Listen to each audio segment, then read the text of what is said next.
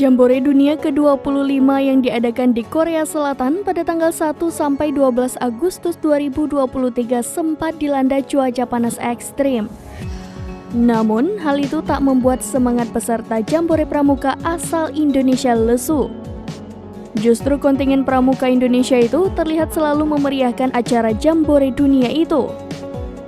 Hal ini terlihat dalam beberapa unggahan di akun TikTok yang memenuhi FYP di TikTok, salah satunya pada akun bernama Pri Teguh.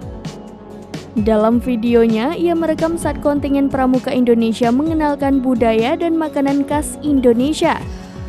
Salah satu peserta Jambore asal Indonesia mengenakan baju batik terlihat sedang memasak mie instan. Ia dan teman-temannya tampak mengenalkan mie instan yang merupakan mie favorit di Indonesia ke peserta Jambore lain. Setelah mie tersebut matang, para peserta Jambore dari berbagai negara mencicipi mie instan tersebut. Ekspresi para bule tersebut tampak doyan setelah merasakan rasa mie instan asal Indonesia. Mereka tampak bergantian mencicipi mie yang ada di dalam piring berwarna merah. Hampir semuanya menyukai snack favorit anak kos tersebut.